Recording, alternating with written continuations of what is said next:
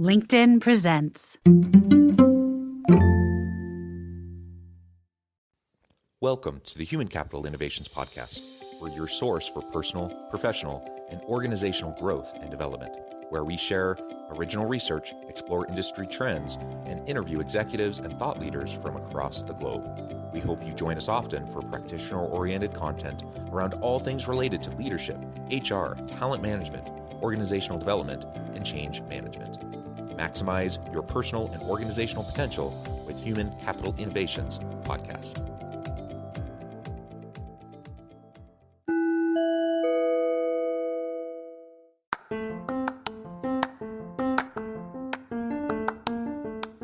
Do you enjoy the Human Capital Innovations Podcast? Enjoy ad-free listening by going to the Patreon page, and please consider contributing even at the producer or sponsorship level. And please leave a review. Thank you for your support.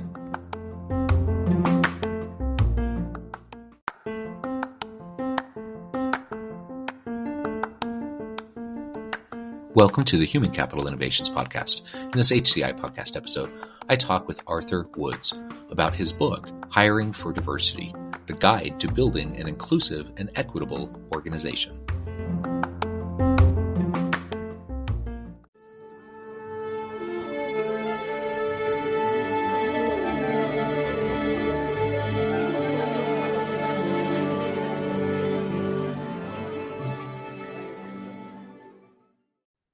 Arthur Woods, welcome to the Human Capital Innovations Podcast. Thanks for having me. It is a pleasure. I'm super excited to have this conversation with you today. We're going to be talking about your book, Hiring for Diversity, the Guide to Building an Inclusive and Equitable Organization. Such a hugely important topic, very timely. And in fact, it's so timely that last week when we had originally scheduled this interview, we ended up just chatting in the pre-interview for far too long, so we had to reschedule to make sure we had time to actually do the interview itself, because there's just so many interesting things going on right now, so many current events, so there's just so much happening in the world, and this is relevant to all of it. So I'm super excited to be able to chat with you about this and learn more about your experiences and your insights around inclusivity, diversity, equity, inclusion, and belonging. Arthur Woods is a social entrepreneur and LGBTQ plus advocate working at the intersection of equity, inclusion, and technology. He is an Amazon national best-selling author for the book Hiring for Diversity and the co-founder of Matheson, a venture-backed technology platform equipping employers with everything they need to manage their diversity hiring efforts. Arthur was named to Forbes 30 Under 30 and 40 Under 40 by BEQ. He is a three-time TEDx speaker and has advised leading brands from Disney, Sonos, and MetLife to the Smithsonian. Again, a pleasure to have you, Arthur. Anything else you would like to share with me by way of your background, personal context before we dive on in further? No, John, I'm excited to be here and really excited to dive in. As you said, this is a topic that is very much top of mind for so many leaders right now. So I'm glad that we're getting some time to talk about it. Yeah, excellent. Well, why don't you start by just giving us a little bit of background to the book? Why this book? Why now? Why is this something that you decided was necessary today? Sure, John. So, for the last few years, I think we're all aware that diversity has risen to a very top priority for most organizations. We saw so many leaders this last couple of years identify that they had major gaps in representation. They started to acknowledge that something needed to change. And I found that many leaders had vastly different perceptions of what change was needed, what success fundamentally looks like. I would speak to leaders who had vastly different definitions of what diversity was itself. And everyone seemed to be getting, different recommendations and insights about what they should do. And there was a unanimous belief that not enough is being done. So seeing kind of the variance across the space, I saw the need to have an actionable and accessible playbook that could give leaders practical insights of how to go from intent to action around diversity. And we all know that there's a need, but I think most leaders are struggling with the how. They're not struggling with the why. So in speaking to hundreds of leaders, actually getting a chance to sit down with, dozens upon dozens of community leaders across different underrepresented groups. I was able to work with my co-author, Susanna, to build out basically a practical playbook. And this covers everything from how do we, fundamentally rethink what we mean by diversity? How do we write inclusive job descriptions and craft more accessible role requirements, all the way to the way that we interview, the way that we craft inclusive job offers, and that we activate diversity recruiting across our organization. And honestly, John, it became a labor of love, right? It really was this fascinating journey of collecting these insights, putting them in one place, and kind of learning from leaders how the insights land in terms of their organization. Yeah, and the labor of love, I think, is something I hear commonly from those who are practitioners in the space and ultimately decide, a book is necessary, and certainly this one is. And you just highlighted a whole bunch of the subtopics that I think are essential as we're trying to hire for diversity and truly get beyond the diversity piece, not just getting people at the table, but now creating an inclusive environment, a culture of belonging where everyone feels truly valued, needed, wanted, the opportunity to contribute in meaningful ways. All of that is so important. But it starts with getting, having inclusive hiring efforts and focusing on the equity and diversity piece from the get-go. So we can dig into some of those specific areas that you just mentioned, because I think that'll be helpful for a lot of listeners. But I also just wanted to highlight from the outset that the why behind all of this, hopefully for most people, is pretty clear. But in case it's not, there's a clear business case for all of this. Organizations perform better. They have more creativity and innovation. Teams are more productive when you leverage effective diversity within organizations.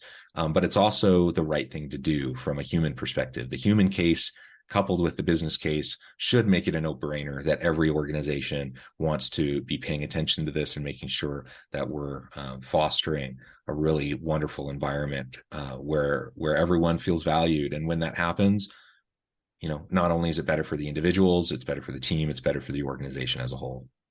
Yeah, that's spot on. And to your point, we have to really kind of bring this back to the human case. The business case sometimes can disguise us from the core essence of what we're really trying to achieve. And if we get to the heart of DEI, the non kind of stigmatized and politicized view of it, it's, what are the conditions that we can create to unleash the potential of our teams? And if we think about the practical case of having a representative team that's reflective of the customers you're trying to serve, that fosters diversity of thought, that creates safety where people can raise their hand and make things better, those are the conditions. I don't know about you, John, but those are the conditions that I believe every single team, regardless of sort of their leaning politically, will thrive in.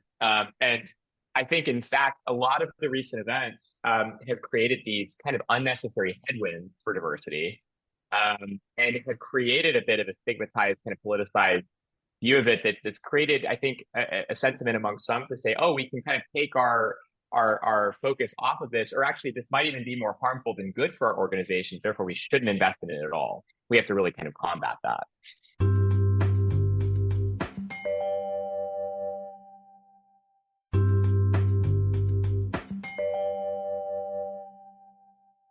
Everyone who's a longtime listener of the podcast, especially if you watch the videos, you know I'm a straight cisgender white dude. So I have all of the layers of privilege. And, I could potentially be one of those who could feel threatened by DEI efforts in organizations, because perhaps in some way that could threaten my position of power within organizations or whatever. But like you just said, I want this for me and the people around me. I think because I know it's going to make life better for me. I want people to be treated with dignity and respect, but I want to work for an organization like that. I want to work for an organization that values every individual contributor, that treats people well, that doesn't exploit people, that doesn't discriminate, etc. And regardless of your political leanings, or whatever your particular categories are, in terms of these different demographics. I think ultimately it's in everyone's best interest to create this kind of really fostering inclusive environment of belonging, so that everyone has an opportunity to achieve their potential and to thrive. Yeah. John, I'm really glad that you called that out, and I appreciate the vulnerability of speaking to this subject from the lived experience and sort of identity of every person. I think what's fascinating about DEI work in general is that every single person has a different psychological relationship to it based on their identity and their lived experience. And to your point, some folks are threatened by it. I really love the very vulnerable, open, cisgender white male allies that show up and say, I want to be part of the solution here, and I don't see this as a threat. I see that if we create a fair, equitable place for everyone, all the boats rise with the tides, right? Yeah. And we need everyone around the table. I think there's been a perception that we should have allies kind of sit on the sidelines and not engage. Many, by the way, who are afraid of saying or doing the wrong thing. And the sentiment of everyone's voice needing to be heard, and everyone's participation truly being necessary for the work to work. And I think in the context of hiring, there's a great example there. A lot of organizations that are homogenous to begin with have to activate those well-meaning allies who might not have taken much action. If we want to see our processes change, if we want to see any of our recruiting efforts pay off, right? This is a lot of the hiring managers, by the way, that are in positions of authority, who frankly sometimes have been the culprits of bad behavior. We have to get them on board, and they, we have to ensure they're not breaking the rules, or they're not sort of veering away from the vision that the organization sets. Otherwise, I think we're not going to see a lot of progress. So I really am glad that you brought that component into the conversation. To also highlight, you've referred to this, I've referred to this, but it's worth just noting again. At this point, we're talking about kind of the front end, right? Let's cast a wide net. Let's attract a diverse pool. Let's give everyone a truly equal, fair shake at getting hired into different positions, so we have diversity hiring, et cetera. Let's focus on all of that so we can have a good pipeline of great people coming to the organization. But it is important to note that just because you get those people into the organization doesn't mean that you've solved the issue. You're absolutely right. It's the first step, right? And from there, then you have to have that inclusive environment. You have to create a culture of belonging. And if you don't have, and you have to make sure that you rid the organization of inequitable, systems and practices, the policies, practices, and procedures that often persist, even unknowingly, to some people, that negatively impact the day-to-day lived experience of individuals when they go to the workforce. So you could do a really great job of doing all of this diversity hiring stuff really, really well, spot on. You get the great team to come, you make the good hires, but guess what? If it's not a great environment, those people aren't sticking around. They're going to leave. And that's right. So again, we're talking about the first step, but fully acknowledging that there are additional steps in this whole process. That's 100% right. And I think a lot of organizations do see their primary critical path being the top of funnel sourcing. Let's just get these candidates in the door. And once we find these candidates, everything else will be solved. And to your point, not only do we have to think about the equity and accessibility and intention of our full process, our hiring process.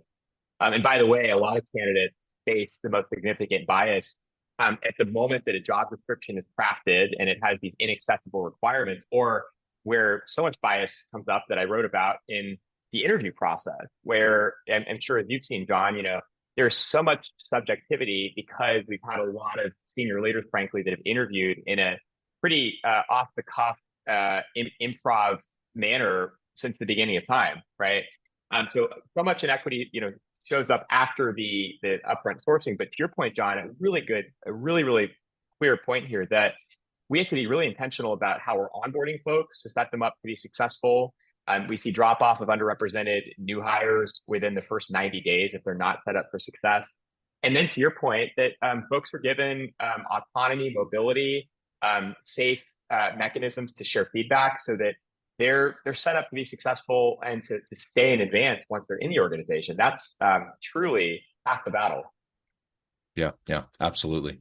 All right. With all of that said, let's now drill down into a couple of these hiring practices that are the best practices to make sure that we aren't inadvertently, unintentionally perhaps narrowing, unnecessarily so, by the way, narrowing our potential pool of applicants and making sure that we are truly equal employment opportunity organizations, not in just name only, but truly in every sense of the word. One of the things you talked about, was just from the very inception of the position and the posting, as you're starting to craft the job posting, which is that initial very first step to even send a signal out that you're interested, that you want to find people.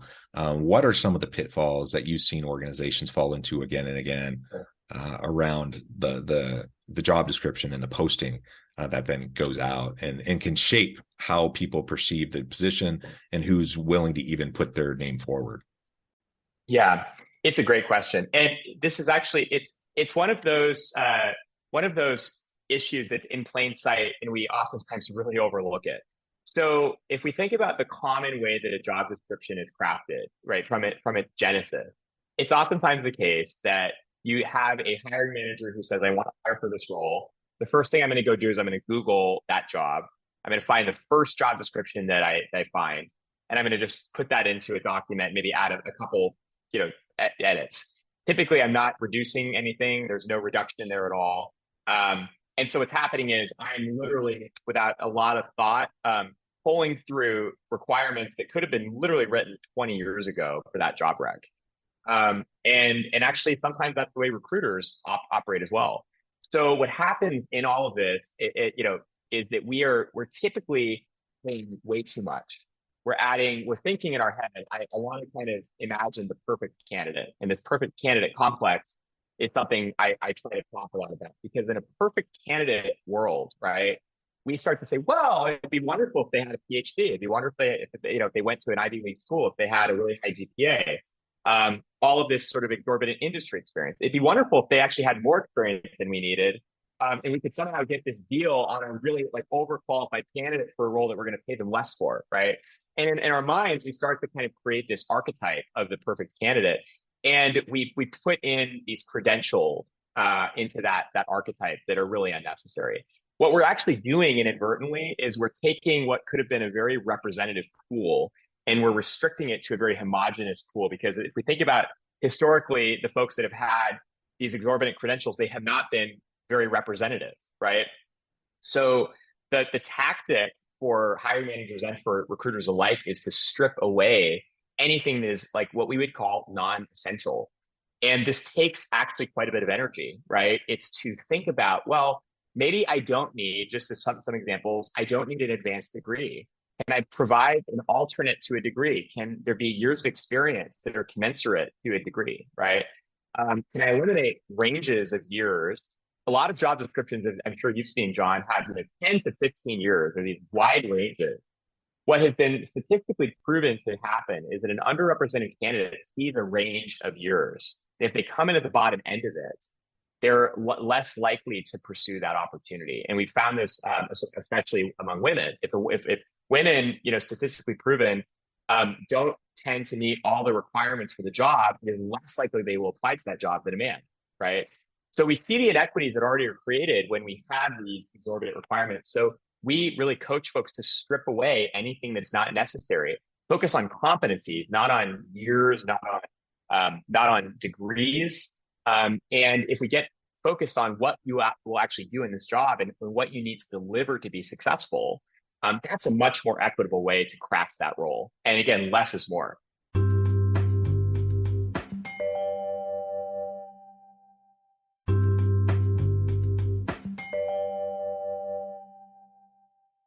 Yeah. And just as an illustration to the point, years of experience, that's been one of my pet peeves for decades.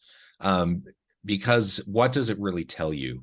I don't think it tells you what you think it tells you most of the time. Right. And one of the things that I often will say to leaders is, say it's even like 5 years of experience. Okay, what does that mean? 5 years of experience.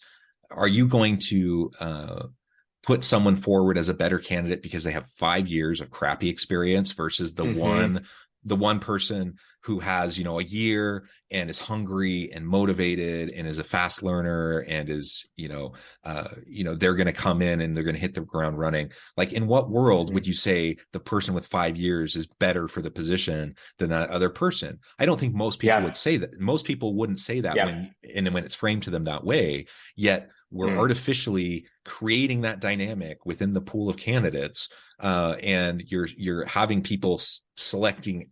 You're pushing them out of the pool, whether they're self-selecting out or you're signaling to them that they should, apply, or telling them that they shouldn't apply.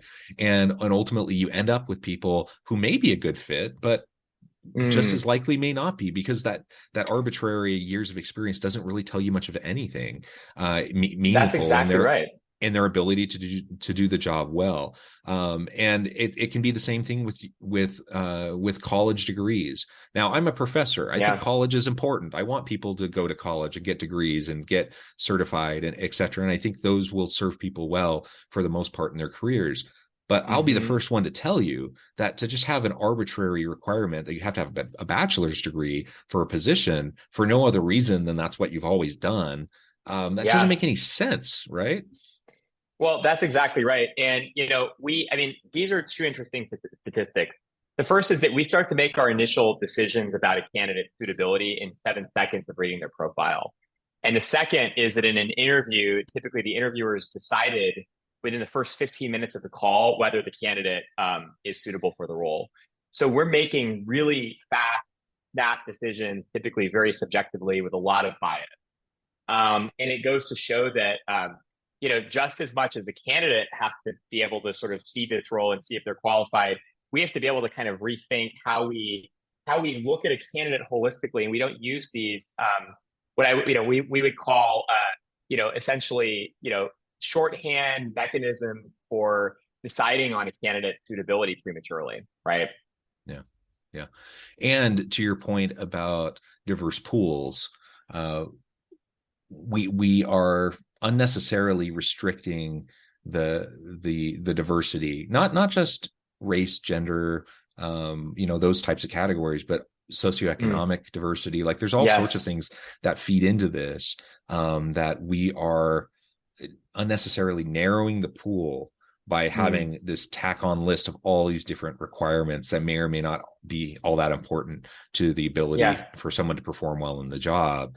And so, I've heard it many times as I've talked to leaders, and they're dealing with diversity issues, and I'll say, hey, can I look at some of your recent job postings? And I'll look at them, and immediately I'm like, well, no wonder that your staff is like 90% white men. It's no wonder, because everything is designed in such a way to disproportionately elevate applicants from that population. And it's I point that out, and they're like, no, we're not racist, we're not sexist, we're giving everyone a fair shake. We're just putting in there what is necessary qualifications to be able to perform the job, and the only people that are qualified tend to be white men, and so it's not our fault. That's kind of the dialogue that I often hear. Right. And I'm like, really, you think the only people qualified? And well, right. Go ahead. Oh, yeah, it's spot on, John. And this is where I think, recruiters, anyone that participates in the hiring process has a role to play in shifting that narrative. Because you're right, there are oftentimes leaders who feel very validated in their approach to say, I'm looking for someone with all of these very specific things, and it's typically the white man, right? And, we have a chance to kind of push back and say, what does it really mean to be successful in this role? And how can we overcome these preconceptions, right? And myths that we might have had about, sort of what sets someone up for success. And we really need, we refer to this concept of case studies. Case studies, have long stood the test of time in almost every space. But in inclusive hiring, case studies are the examples of sort of breaking the mold and the unconventional successes that actually kind of emerged from us, taking a different approach, opening up a pool, right? Rethinking requirements, taking a more structured approach. So I think the more that we have these case studies, they become kind of our currency to get this work to scale. Arthur, this has just been a real pleasure. I know we've only scratched the surface, but you have a book that goes into great detail on all of these topics and related topics. As we wrap things up for today, I just wanted to give you a chance to share with the audience how they can connect with you, find out more about your work, where they can find your book, Sure. And then give us the final word on the topic for today. Thank you, John. Well, I'm a partner at Plenty Search. We help early stage companies build their leadership teams. We have an amazing track record on diversity. So for companies that are hiring and trying to build their leadership teams inclusively, we enjoy partnering. You can learn more about us at plentysearch.com, and then hiring for diversity at hiringfordiversity.com. What I would end by saying is we really need everyone. Typically this conversation, the diversity recruiting topic reaches audiences that I would call kind of the choir being preached to. And what I would sort of challenge the folks who are nodding their head in our dialogue, John, who are saying, yes, I know, it's yes, take this to the person that doesn't know, take this to the person that's pushed back and has honestly maybe been the bottleneck in this work taking off. And every single conversation is a chance for us to make progress, even plant a seed that will shift someone's perspective down the line. So I would say never overlook or take for granted the chance to shift the way that someone thinks about this work. We are definitely all making improvements together, and we're all in it together. Yeah. Well said. Arthur, it's been a pleasure. I encourage the audience to reach out, get connected, find out more about what Arthur can do for you. Check out the book. And as always, I hope everyone can stay healthy and safe, that you can find meaning and purpose at work each and every day. And I hope you all have a great week. Do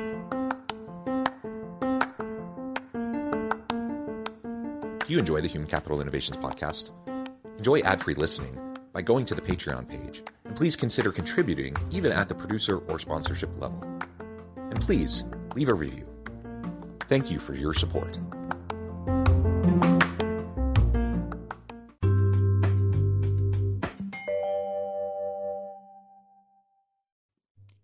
Thanks again for joining us for this episode of the Human Capital Innovations Podcast. I hope you stay healthy and safe and that you have a great week.